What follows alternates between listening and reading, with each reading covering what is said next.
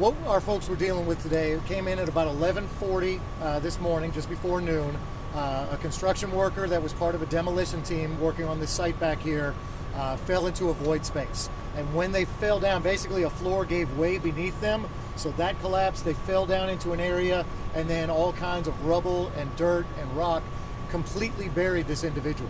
They were not just like kind of stuck, they were completely buried.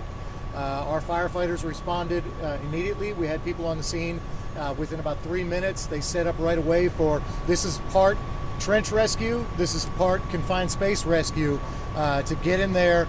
They were able to talk to him. He got very fortunate that he had a little bit of a void space around him, so he was able to breathe, but they started digging him out. Now, if you can think about what this involves, this is gravel, this is dirt, these are large chunks of concrete.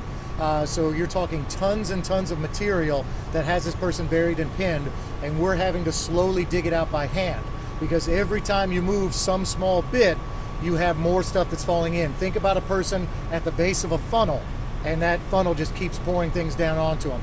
Again, I give it all credit goes to the firefighters here in Louisville. The men and women on the Louisville Fire Department that got here used their skills, used their talents, used their just absolute tenacity to get in there, dig that person out. They have to set up all kinds of shoring, so much security. This is a very long, very tedious, very slow-going process to do it safely, to make sure that you do not cause additional injury to the individual and slowly get them out. And on that, I also have to say many, many thanks to Louisville EMS. As soon as it was safe, we were able to put a paramedic down there in the hole with this patient, with this victim, that was able to get vital signs, get an IV, get some snacks to this person and fluids so that they could take care of him. Now, this person was talking to us the whole time. He was conscious. He was a Spanish speaker, but we have a couple of multilingual people on the department that were able to translate. So he was conscious and with us the entire time. He was helping with the... he was helping, yeah. He was helping to try to dig himself out, and was able to describe a little bit about what was going on with him. It was tremendously brave. But again, it was just it was a highly technical, extremely difficult. We've seen a lot of trench rescues over the 24 years that I've been doing this. I've never seen anything like this. And the fact that it was a successful rescue to a victim that was impinged, just unbelievably.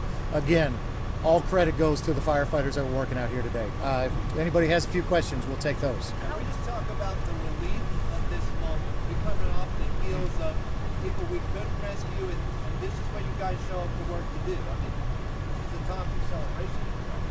Absolutely. A tempered celebration, because it was a tragedy in the first place. But yes, this is what our firefighters do. This is why we took this job. We want to help people. And it's not like the movies. You're not always successful. So when you have a success like this, it is a tremendous feeling. And you're not going to see it. All it was is at that moment, once he actually got out, it was a quick, just a nod and a little fist bump around the pile there, knowing, hey, we got one. Any injuries? How was he? Was he talking when he was finally out of all the rubble? He was talking. There were injuries, and that'll be assessed at the University of Louisville, but he was conscious, he was alert, he was oriented, he knew what was going on. He was able to talk through with us, but yeah, he was in a lot of pain. This was a pretty severe accident. Sir, how did your strategy change from the early afternoon press conference that we had to overtime, because around 8:30 rather, all this happened? Obviously, from your years of training, you've seen different situations. How did your hour-by-hour plan change? Honestly, the plan did not really change. If you look at when anybody that's dealt with trench rescue, confined space rescue, they set out the plan, it just takes a very long time. Because again, we are moving tons and tons of debris by hand, by buckets. And you've got, like I said, you imagine a person at the bottom of the funnel, you have to shore up everything else that's going to keep cascading down to create a safe space and then continue to dig this person out. And as I said, he was completely buried. Right. So when you talk about a person completely buried, you have to dig out completely around the person all the way down to his feet. You also talked about perhaps 10 to 12 feet earlier. Do you think that was the same assessment once he did come out? Do you think he was a little bit deeper? So 10 to 12 feet from the area that he initially fell from, down into there, but as far as where he was buried just above his head. Can you tell me what was going on with those ropes that connected to the crane hook? It looked like you had to tie them off over on some of the machinery. So the crane was there simply to be used as what we would call a high point. So we're not going to use the crane to try to haul a person. That would be very dangerous. But it's as a high point, we set up those ropes so we could eventually get a harness on his body, and that way we could take some of the weight off of him, as once we dug down deeper and we're getting down to his feet, we could take some of his body weight and stress off there to make him a little bit of a relief for him and make it easier to dig out around his feet. Are these the same crews that were out on Tuesday? Same unit, same people? Some of them same, not some of them different. So we work 24/48. So the units that were normally on duty Tuesday will be on duty tomorrow. So this is a different platoon, but 24/7 our people are trained, they're ready to respond. Can you just talk about the week you guys have had? It's been a week. It has been. But again, this is what we get this job for. Our firefighters are highly trained. They're highly experienced. In a heavy urban setting like this, unfortunately, these types of things are going to happen. Events are going to happen. Tragedy is going to happen. That's what our profession is predicated upon, and our people are ready to go into action. Chief, is there any indication as to how he fell into this void? Obviously, fell into a hole, but is there anything that led up to that? Say, distractions, anything that you were able to gather from the... We don't know anything about that, and we're not going to speculate on that. How is his family? I know there was a couple of members here just waiting.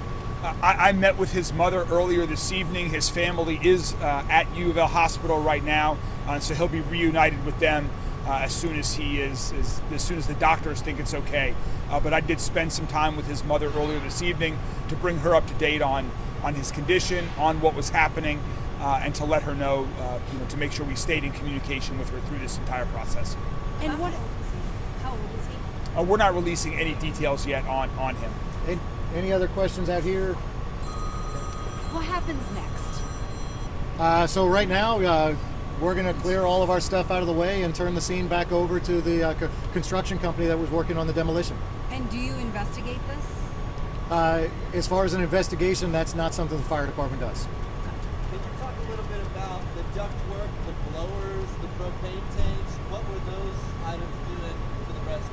So the ductwork was actually, I believe it was MSD that supplied the vacuum truck. Yeah, MSD supplied us with a vacuum truck. That was a large, like a 6-inch pipe. So we were able, rather than having to take every little bit out by buckets, we were able to use that to vacuum a lot of the debris, the dirt, the smaller rocks. When you saw propane tanks, obviously it's starting to get a little cold. And for an individual like that victim that was stuck in there, he's cold. So what we have is basically it's just hot air. We use those propane tanks to create like a little mini heater that can then push hot air down into that hole to help him to just make him a little more comfortable. That's what the blowers were for? Yes. Yeah. Thank you all very much. Have a good night. We'll continue to keep you up to date if there's any additional information. Appreciate Thank you all very much. Thank you.